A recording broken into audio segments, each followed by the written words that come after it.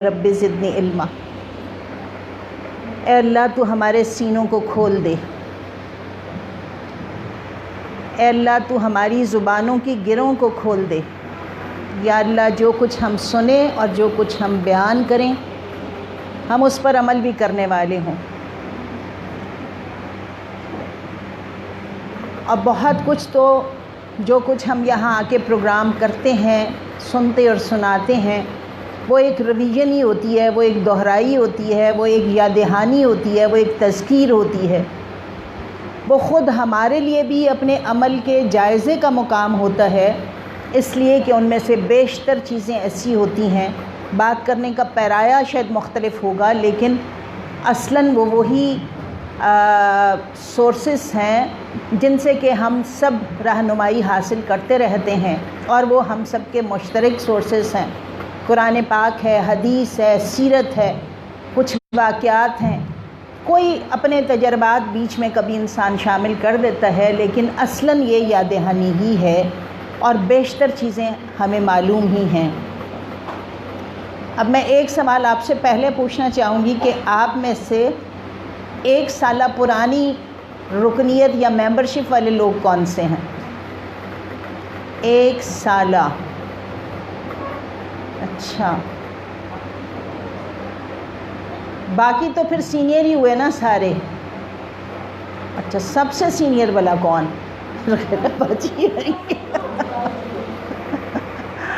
کتنے سال ہوئے ہیں بیما کو بنے ہوئے بلا؟ 60 کرتی ہیں 80، تو اب حساب لگائیں ذرا، میتھس کس کا اچھا ہے؟ 79، تو یہ 9 ہی رکھ لیں نا ادھر، 0 تاکہ نیچے آ جائے۔ کتنے؟ 40 سال۔ 40 سال، تو 40 سالہ ممبرز کتنے بیٹھے ہوئے یہاں پہ؟ میں بھی ویسے 40 سالہ ہی۔ نوید کیا کر رہی ہے؟ 1 سال میں بھی آپ ہیں اور 40 سال میں بھی آپ ہیں؟ 40 سال میں آپ نہیں ہیں؟ اچھا، ممبرشپ ایج تو 40 سال کی بات نہیں ہے، ہم تو 40 نہیں کہہ سکتے اپنے آپ کو، تو آپ کو پتہ ہی لگ جائے گا کہ ہم ٹھیک بات نہیں کر رہے۔ تو میں ممبرشپ کی بات کر رہی ہوں۔ جس وقت مردانہ بیمہ پہلے بن گئی، اس کے کوئی 2-3 سال بعد مجھے یاد ہے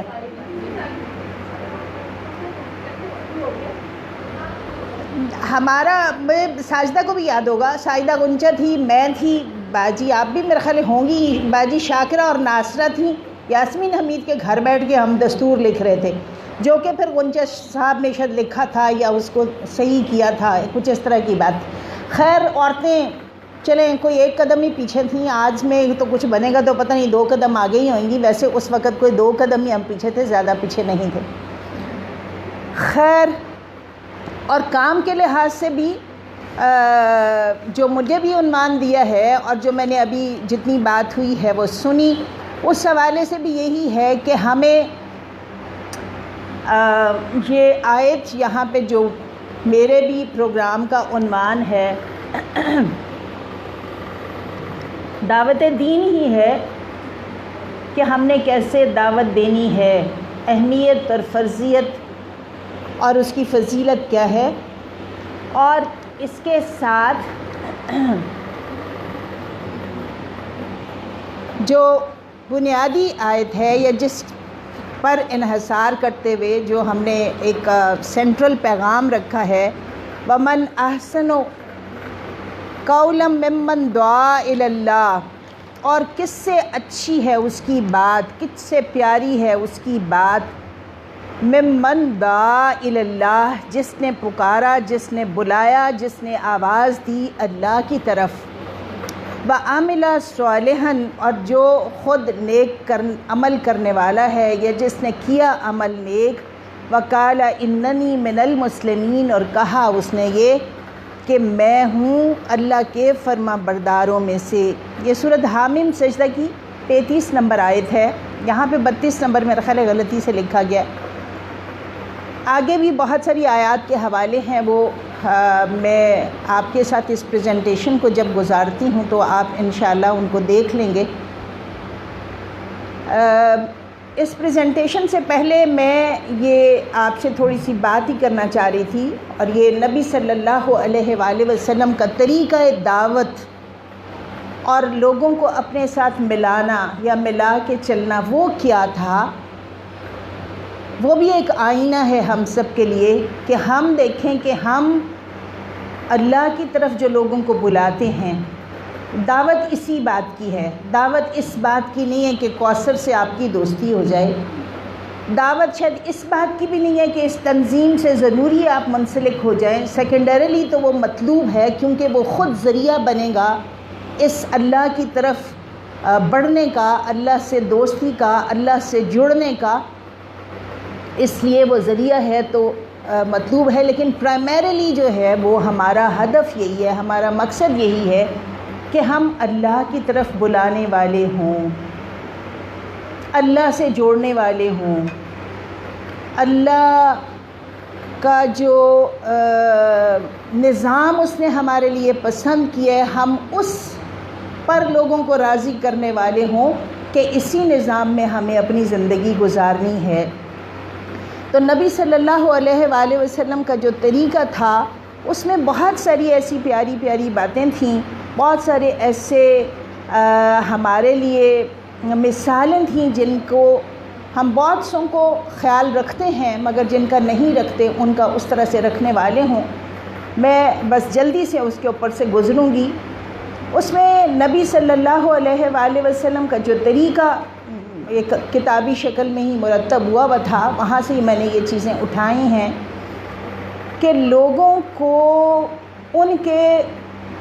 جو جذبات اور احساسات ہیں ان کا پاس اور لحاظ کرتے ہوئے اللہ کی طرف بلانا،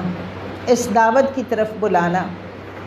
ان کے جو احساسات ہیں ان کا بھی لحاظ رکھنا، اور ایسا نہیں کہ ہم بہت جذبات میں آ کے موقع تلاش کیے بغیر یا موقع محل کو دیکھے بغیر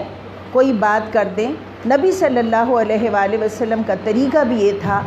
کہ جو مناسب موقع ہوتا اسی پر وہ کہتے، اور پھر وہ کہتے بھی اس طرح سے کہ مخاطب جو ہے اس کو اس کے جذبات کو ٹھیس نہ پہنچے۔ آج بھی وہ کہتے ہیں نا، اسٹوڈنٹ کی ہیوملیشن تو آپ بالکل نہ کریں، جو مرضی کریں، مگر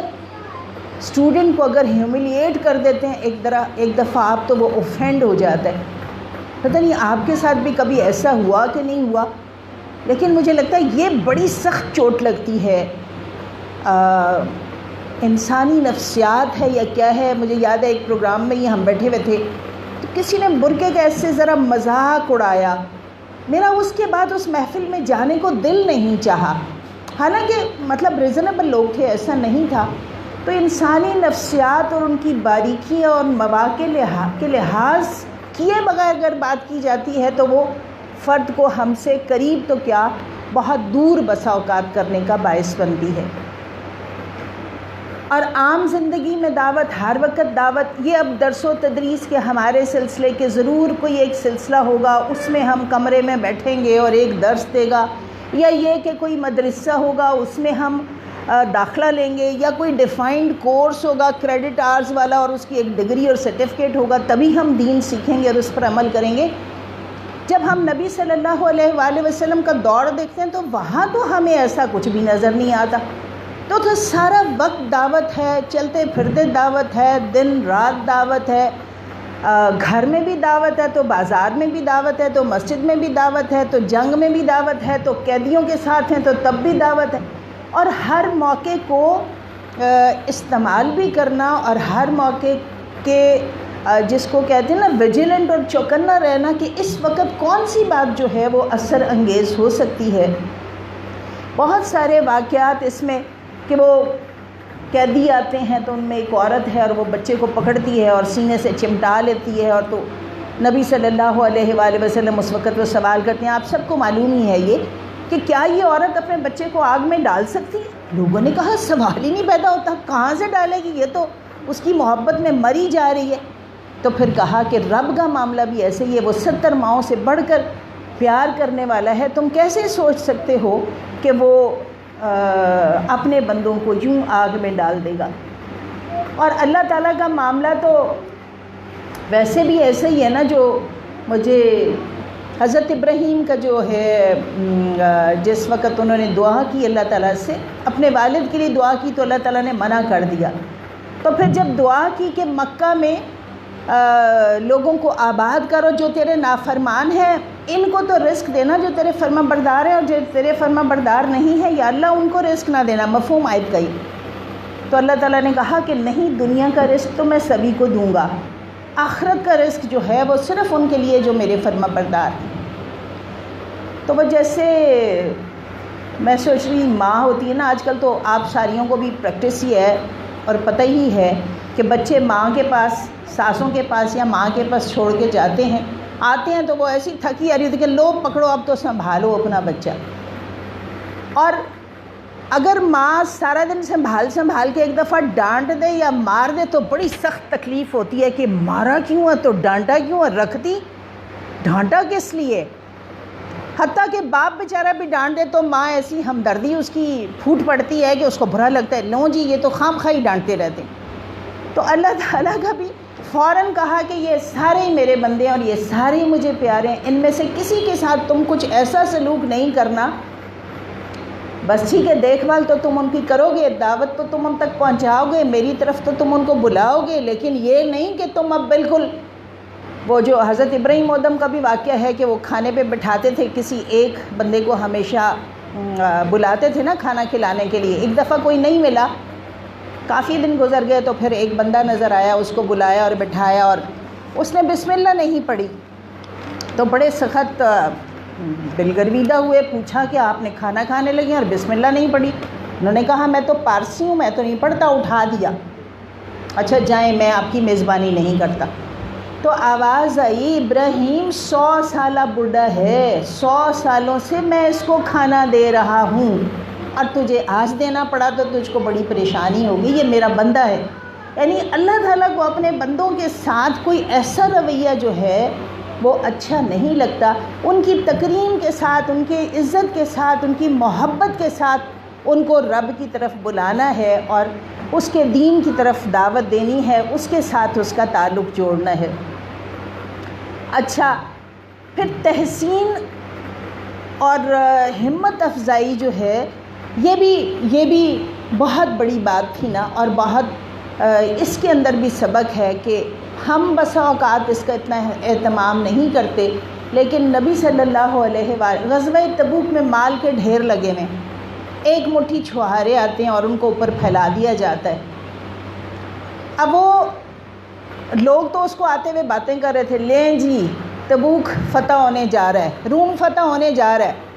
اور یہ اس کے لیے مالی امداد کی اپیل ہوئی ہے، تو یہ مٹھی بھر چھوہارے لے کے جا رہے ہیں۔ ایک طرف وہ باتیں آپ کو کر کے ٹیز کیا جا رہا بہت زیادہ، اور دوسری طرف آپ کی اتنی تحسین یا آپ کی اتنی قدردانی ہو، اس کی بھی ایک اپنے اندر حس پیدا کرنا یا اس کی سینس پیدا کرنا کہ یہ بھی بہرحال نبی صلی اللہ علیہ وآلہ وسلم کا طریقہ بھی، اور دین سے کی طرف بلانے والا بھی، اور دین کی دعوت کے قریب کرنے والا بھی ہے۔ پھر اس بات کا بھی مجھے نہیں لگتا کہ ہم بہت زیادہ اہتمام کر پاتے ہیں، اب وہ ورک شاپ نام پر اور پتہ نہیں انٹریکٹیو ڈسکشنز اور پتہ نہیں کیا کیا وہ جو ساری اب میتھڈالوجیز آ رہی ہیں کہ جی سمجھ تو آتا ہی اس سے ہے، اور ہمارے تو کئی میٹنگز میں وہ شروع ہی یہاں سے ہوتے ہیں، سرمن شروع کر دیتے ہیں، اور مجھے اتنا سخت ہوتا ہے کہ سرمن تو پھر وہ میدان عرفات میں بھی تھا، اس سرمن کو پہلے کہیں کہ جو سرمن ساری عمر کے لیے ایک ہدایت نامہ رہا اور اس سے تربیت حاصل کی، مگر بہت ساری دوسری چیزیں جن کو اب بہت زیادہ ہائی لائٹ کیا جا رہا ہے، حالانکہ وہ وہیں سے ان کا جو ماخذ ہے اور منبع ہے وہ وہاں سے ہی ہے۔ نبی صلی اللہ علیہ وآلہ وسلم اپنی بات سمجھانے کے لیے بعض اوقات اشارات سے بھی کام لیتے تھے، اشارہ کر کے سمجھا دیا۔ صحابی آتے ہیں اور پوچھتے ہیں کہ میرے جسم میں کون سی چیز ہے جو مجھے سب سے زیادہ جہنم کے قریب کرنے والی ہے، تو زبان کو پکڑ کے کہا کہ یہ ہے۔ اب کچھ بھی نہیں بولے، کچھ بھی نہیں لیکچر ہوا، کچھ بھی نہیں ہوا، مگر یہ والی چیز جو ہے تو یہ بھی دعوت کی طرف بلانے والی جو چیزیں ہیں، یا مثالیں جو دے دیں، مومن مومن کے لیے آئینہ ہے. اب اس مومن مومن کے لیے آئینے پہ آپ جتنی چاہیں لمبی اس تمثیل کو پھیلا لیں، وہ آپ کو بہت ہی کچھ سمجھا بھی دیتا ہے اور بتا بھی دیتا ہے کہ آئینہ بولتا اسی وقت ہے جب آپ اس کے سامنے جاتے ہیں. بھلے آپ کا بڑا خیر خواہ، اس کو بڑی فکر لگی ہو کہ آپ کے کپڑوں پر کہیں گاند لگا ہوا ہے، یا آپ اچھی نہیں لگ رہی، آپ اسمارٹلی ڈریس اپ نہیں ہوئی، تو وہ آپ کے پیچھے نہیں آوازیں دیتا پھرے گا، نہ ہی آپ کے پیچھے کسی اور کو بتائے گا. جو کوئی اور جائے گا آئینہ دیکھنا اس کو بتانے لگ جائے، یا اسی وقت ہی بتائے گا جب آپ جائیں گی، اتنا ہی دکھائے گا جتنے آپ ہیں. تو ان مثالوں سے بھی بہت سارے حقائق جو ہیں، اور انڈائریکٹلی اس سے روکا بھی کہ آپ دوسروں کے پیچھے ان کی اصلاحی گفتگویں جو ان کے لیے کرتی ہیں، اور جن کے درمیان اس روا روی میں بہت ساری فالتو باتیں ایسی ہو جاتی ہیں جن کے کیے بغیر بھی گزارا ہو جاتا ہے. تو نبی صلی اللہ علیہ وآلہ وسلم کی یہ تمثیلات خود ہمارے لیے بڑی گائیڈنس ہیں کہ دعوت کیسے دی جائے اور کس طرح سے دین کی طرف لوگوں وہ نبی صلی اللہ علیہ وآلہ وسلم نے بیان کی. تو دعوت کا ایک اسلوب جو ہے یا طریقہ جو ہمیں نبی صلی اللہ علیہ وآلہ وسلم کے اسوہ حسنہ سے ملتا ہے وہ یہ والا بھی ہے. پھر قصص اور واقعات بھی، وہ بنی اسرائیل کا وہ جو 3 لوگوں کی کہانی ہے، تمثیل ہے، ایک گنجا تھا اور ایک لمبی ہے، لیکن ان کے ذریعے سے بھی انسان کو اس بات پر آمادہ کیا یا بہت سارے اعمال کی طرف بلایا. آج بھی وہ تمثیل اور کہانیاں جو اب نانیوں دادیوں کے پاس نہ کوئی ٹائم ہے، نہ کوئی سناتا ہے، نہ بچوں کو لے کے بیٹھتا ہے. حالانکہ آپ تجربہ کر کے دیکھیں، وہ جتنے کارٹون بچوں کو دلچسپ لگتے ہیں اتنی کہانی دلچسپ لگتی. اور قرآن میں بھی جو اتنے قصص بیان ہوئے ہیں وہ پیرایا کہانی کا ہے، لیکن اصلاً ان کے ہر پہلو کے اندر ایک سبق موجود ہے، اور اس کا بھی ہمیں استعمال کرنا چاہیے. قرآن پاک کا بڑا حصہ قصص پر مشتمل، تو ان قصص کو بھی ہم اپنی دعوت کے لیے، یعنی جہاں پہ بہت سنجیدہ گفتگو نہیں ہو سکتی ہے نا، ڈائریکٹلی شاید کبھی نہیں کہا جا سکتا، نہیں بتایا جا سکتا، وہاں پر ان کے ذریعے سے بھی دعوت کی طرف، اللہ کی طرف بلانے کا ہم کام کریں. اچھا، پھر ایسے لگتا ہے جیسے دین کا کام کرنے والے تو بہت ہی سنجیدہ، ہر وقت چہرے پہ 12 بجے ہوئے ہونے چاہیے، کوئی ایسی گفتگو نہیں ہونی چاہیے جو کہ ان کے منصب سے کوئی فروتر ہو. تو نبی صلی اللہ علیہ وآلہ وسلم کو ہم دیکھتے ہیں تو وہ تو کہتے ہیں کہ میری تو گٹھلیاں جو تھیں وہ میرے حضرت علی کہتے ہیں آپ گٹھلیوں سمیت کھا گئے تھے نا، وہ جو گٹھلیاں آگے سے کھاتے جاتے تھے. یا ایک بوڑھی آئی تو اس کو کہا کہ میرے لیے جنت کی دعا کیجئے، تو کہا جنت میں تو کوئی بوڑھی نہیں جائے گی. تو وہ رونے لگ گئی، تو انہوں نے کہا کہ تم جوان ہو جاؤ گی جب جنت میں جاؤ گی. بہت سارے یہ والے واقعات دیکھیں. اس سے بھی بڑی اہم مطلب ایک ہمیں رہنمائی ملتی ہے نا کہ رب جوڑنا تو رب سے ہے. مجھے ایسے لگتا ہے دعوت جو ہے نا وہ بنیادی طور پر تو ہے نا، جیسے ایک بلڈنگ ہے نا، بلڈنگ میں نیچے فاؤنڈیشن ہے اور اوپر بلڈنگ ہے. آپ کا کیا خیال ہے، فاؤنڈیشن زیادہ ضروری ہے کہ بلڈنگ زیادہ ضروری ہے؟ فاؤنڈیشن کمز فرسٹ کہ بلڈنگ کمز فرسٹ؟ فاؤنڈیشن. تو فاؤنڈیشن پر ڈپینڈ کرتا ہے، strength of the building depends proportional to strength of the foundation, ہے نا. اچھا، اور فاؤنڈیشن بیچاری کی ایسی قسمت ہے کہ وہ نظر ہی نہیں آتی. آپ کو پتہ ہے اس کی فاؤنڈیشن میں کیسے پتھر اور کیا کچھ پڑا ہوا ہے کیا نہیں، آپ کو تو یہی نظر آ رہے ہیں، پنکھے یہ ہیں، اے سی لگا ہوا ہے. فاؤنڈیشن نظر نہیں آتی اور بلڈنگ نظر آتی ہے. تو بنیادی چیز جو کہ چھپی ہوئی ہے وہ فاؤنڈیشن، وہ زیادہ اہم ہے اور وہ پہلے آتی ہے اور وہ تقویت کا ذریعہ ہوتی ہے عمارت کا. یہاں پہ فاؤنڈیشن کیا ہے؟ یہاں پہ ہمارے پاس فاؤنڈیشن کیا ہے؟ یہ دماغ ہے نا، دماغ کے اندر اللہ تعالیٰ نے سب سے قیمتی چیز کے لیے سب سے محفوظ ڈبہ بنایا ہے. ہمیں آپ کو تو سمجھ آتا ہے، باقیوں کو تو سمجھ آتا ہے. باقی تو کھلی ریبز ہیں اور لمبی ہڈیاں اور دماغ کے وہ اسکل کو ایسا بند کیا ہوا ہے، جو بیچارے بیچ میں سے نروز نے نکلنا تھے ان کے جو فورامین ہیں وہ بھی اتنے جڑے ہوئے ہیں کہ کئی جگہ پہ تو وہ جگلر اور وہ مل ہی جاتے ہیں، ہے نا. تو اس دماغ کو اللہ تعالیٰ نے ایسا چھپا کے رکھا ہوا ہے اور اندر رکھا ہوا ہے اس فاؤنڈیشن کی طرح کہ سارا ایمان عقائد تو آپ کے وہاں سے شروع ہوتے ہیں، دماغ میں سوچ عقائد سارا ایمان جو ہے، اور وہی بنیاد ہے جو آپ کی فکر ہے، جو آپ کی سوچ ہے، جو آپ کا ایمان ہے، عقیدہ ہے، اس کا تعلق تو سوچ سے ہی ہے نا. ایمان باللہ، ایمان بالرسول، ایمان بالآخرت، ایمان بالکتاب، ایمان بالملائکہ، ہے نا. اس میں سے 2 کو ہم کہتے ہیں بہت زیادہ اہم ہے. تو بنیاد جو ہے وہ یا تو رب سے تعلق ہے اور یا اس کے ساتھ دوسرا آخرت سے تعلق، آخرت کے لیے تیاری پر مائل کرنا. اور میں تو سمجھتی ہوں پتہ نہیں اب ہم بوڑھے ہو گئے ہیں، ہمارے دور کے لوگ فوت ہونا شروع ہو گئے ہیں، اس لیے ہمیں یہ لگتا ہے ہر روز ہی کوئی 1-2 بندہ فوت ہو جاتا ہے. پہلے جوانی میں تو اتنا نہیں پتہ لگتا تھا، شاید امیاں بیچاری چلی جاتی تھیں فوتگیوں پر اور ہمیں نہیں پتہ چلتا تھا. لیکن اتنی اچانک اور اتنی حادثاتی اموات ہیں آج کل کہ آپ ہر وقت اس کو زیر بحث لا کر، اور آپ تو ہسپتالوں میں کام کرنے والے لوگ ہیں، ہر روز آپ کے سامنے ایک ایسا واقعہ ہوتا ہے جو بہت ہی زیادہ الارمنگ ہوتا ہے. یہ آج کل یہ ڈینگی کا جو قصہ ہے، CA ہے، فائنل سٹیج میں پتہ لگ رہا ہے، ٹھیک ٹھاک ساری دنیا کام کری ہے، میں بیٹھی ہوں، پتہ نہیں کل جا کے ٹیسٹ کراؤں گے تو آپ لوگ کیا کہہ دیں گے جی 4th سٹیج ہے بس. اب کتنا موضوع یہ بنتا ہے گفتگو کا اور آخرت کی طرف لوگوں کو بلانے کا. یہ ڈینگی بھی ابھی میں بھی پچھلے دنوں میرے ساتھ ایک خاتون بیٹھی ہوئی تھی، یہ بتانے لگی میرا نواسا 20 سالہ CA کر رہا تھا، بس بخار ہوا، جیسے یہ ڈینگی کی پکچر ہے، 6 دن عید والے دن وہ فوت بھی ہو گیا. مطلب یہ بہت سارے ایسے حادثات ہیں، مال کا جانا، بیماری کا آنا، موت کا آنا. اور بیماری کا آنا تو میں کہتی ہوں مجھے تو اب ایسے لگتا ہے کہ یہ بھی اللہ کے طرف تیز قدم چلنے والی بات ہی ہے نا. جانا تو ہے ہی، آہستہ آہستہ چل کے بھی جانا تھا، اچانک بھی اللہ نے بلانا تھا، اور پھر پہلے اس نے کوئی ایسی بیماری بھیج دی کہ اب تو توجہ کر لو ذرا ادھر. اور اس بیماری میں بھی مرض کیا ہے. اور میں تو یوں سمجھتی ہوں کہ جیسے دیکھیں کاروبار میں گھاٹا ہو گیا، ہم کہتے ہیں فلانے نے بڑی بددیانتی کی، فلانا میرا رشتہ دار تھا، فلانا ہمارا کاروبار میں اس نے یہ کیا، اوور کلیور تھا، میرا بیٹا ذرا سا، اس طرح کی گفتگوؤں میں ہم لگے رہتے ہیں. لیکن مجھے ایسے لگتا ہے کہ بیماری تو خاص آپ کے لیے پسند کیا ہوا رب کا تحفہ ہے جو سلیکٹیولی آپ کے پاس آتا ہے.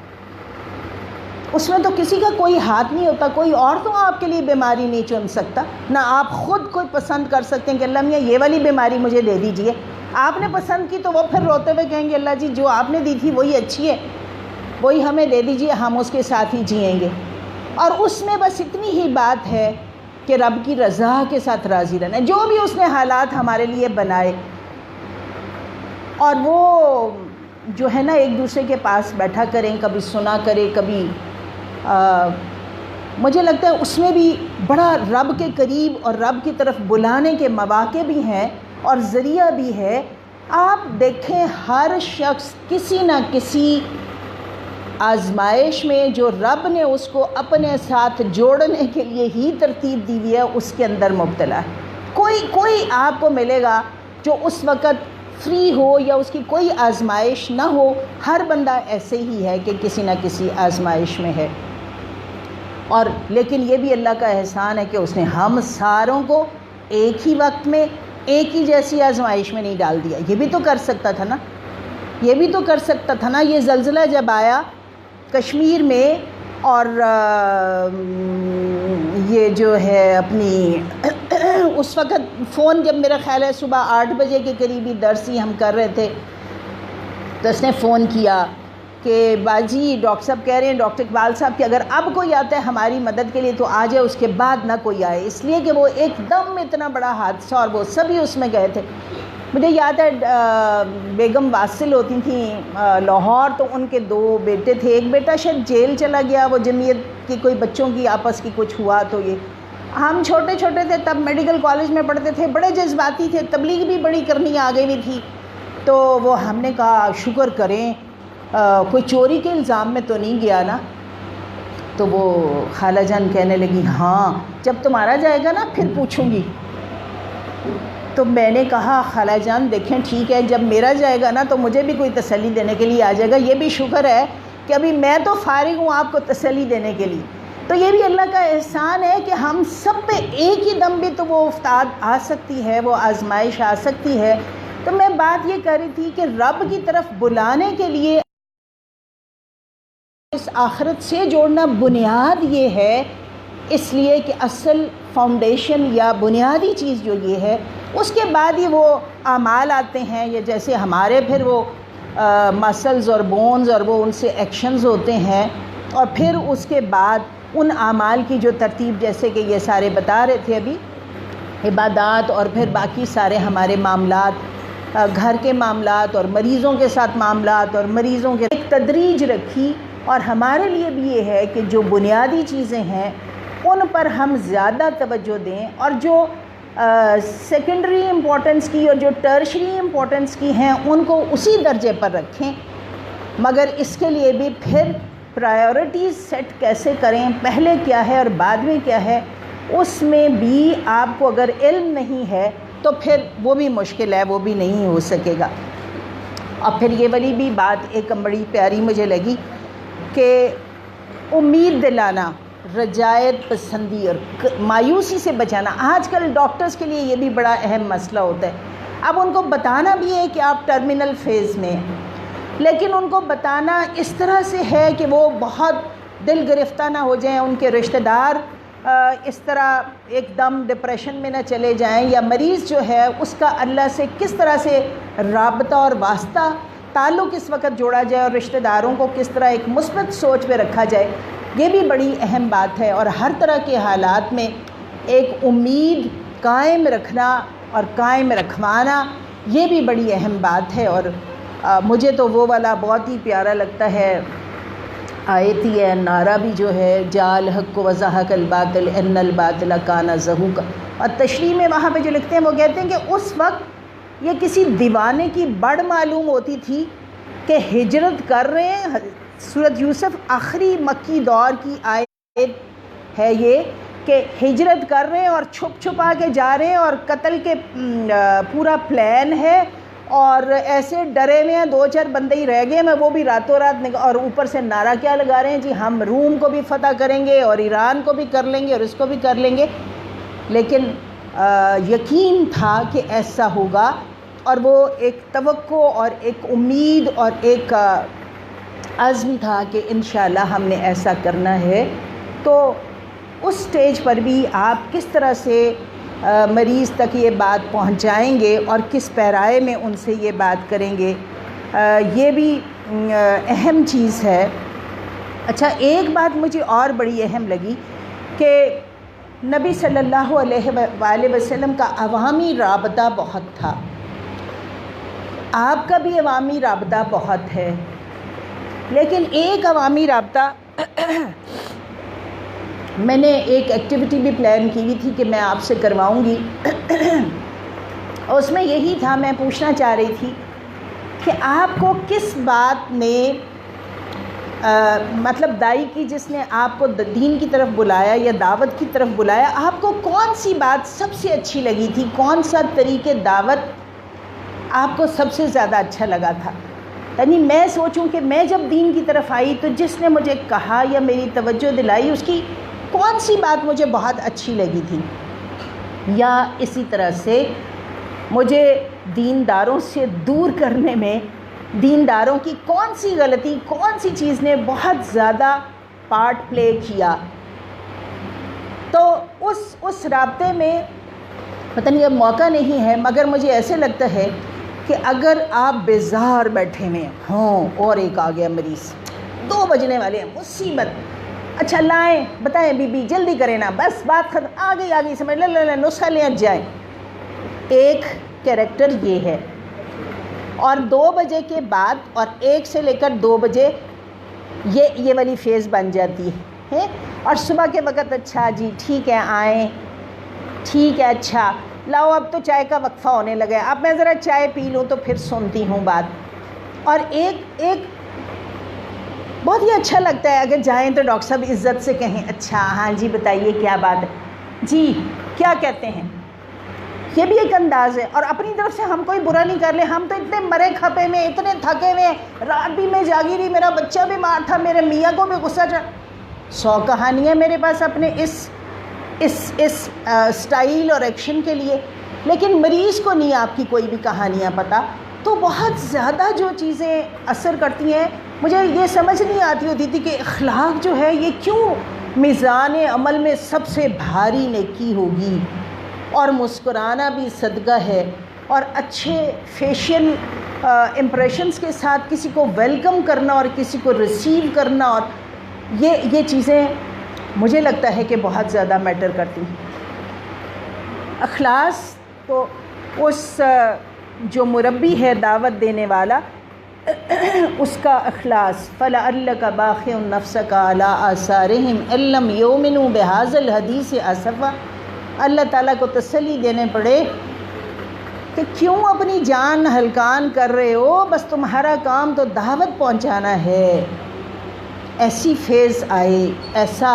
ایسا مقام پہنچے، ایسا مقام ہمارے پیش نظر ہو کہ ہم اس طرح سے اپنے آپ کو اس کے اندر کھپا دینے والے ہوں،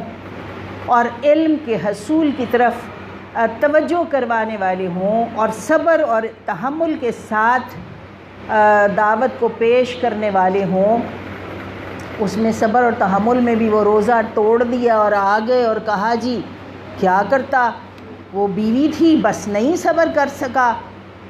تو پھر اس پر نبی صلی اللہ علیہ وآلہ وسلم کبھی کہا لگا کے نہیں ہنستے تھے، مسکراتے تھے۔ اس بات پر آگے کا پوری آپ پڑھیے گا جو پوری حدیث ہے، ہنس پڑے، کہا کہ دو مہینے کے روزے رکھوں گے، جی ایک تو پورا ہوا نہیں، 2 مہینے کے کہاں سے رکھوں؟ اور پھر جب وہ صدقہ دینے کے لیے کہا کہ میرے سے زیادہ تو غریب ہی کوئی نہیں، ہمارے جیسا کوئی ہوتا تو کہتا دیکھو ذرا کتنی چرب زبانی ہے، ایک تو اتنا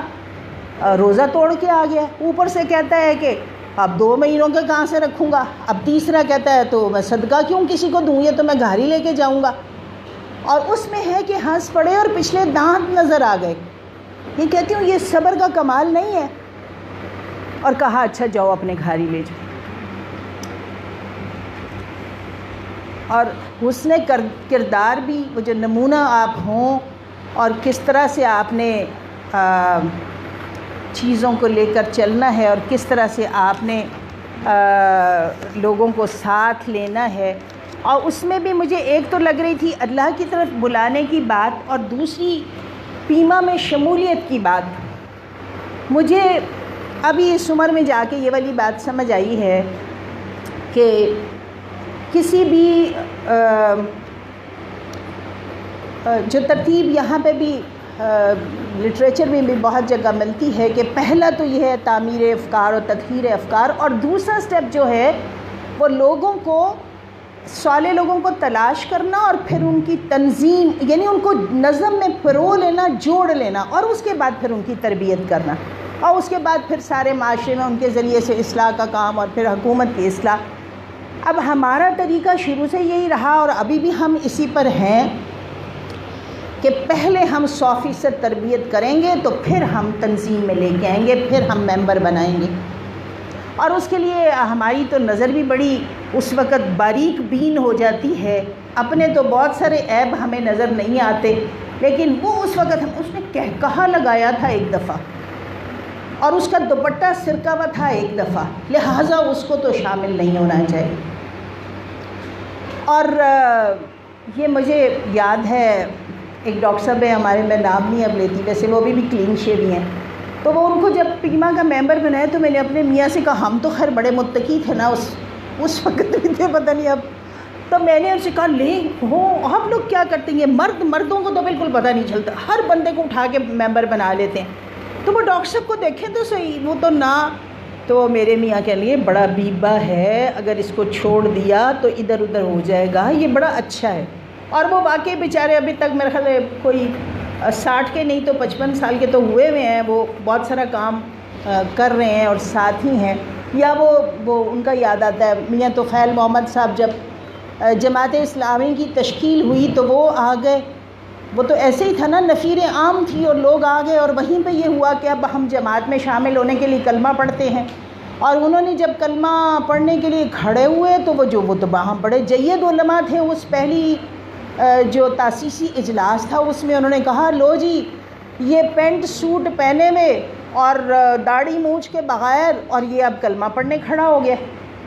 تو وہ بھی بہت پریشان ہوئے کہ واقعی حلیہ تو میرا یہی ہے۔ تو انہوں نے کہا جی داڑھی میں ایک دم تو اگا نہیں سکتا، کپڑے بھی اتار نہیں سکتا، تو مولانا صاحب نے کہا کہ ان کو مہلت دیجئے، ان کو حلف اٹھانے دیجئے، کلمہ پڑھ کے کلمہ شہادت پڑھ کے وہ شامل ہو رہے تھے تو ان کو شامل ہونے دیجئے، 6 مہینے کے بعد دیکھ لیجئے گا، اگر نہ تبدیلی آئی تو پھر سوچا جا سکتا ہے، لیکن فرد کو ساتھ شامل کر لینا اور پھر اس کی تربیت کا کام کرتے رہنا، مجھے لگتا ہے کہ یہ ابتدائی ایک کمٹمنٹ جب ہو جاتی ہے نا تو اس کے بعد بھی تربیت کا وہ مرحلہ جو ہے وہ بہت آسان ہو جاتا ہے۔ یا جیسے میں خلافت راشدہ کا ہی سوچ رہی تھی، جب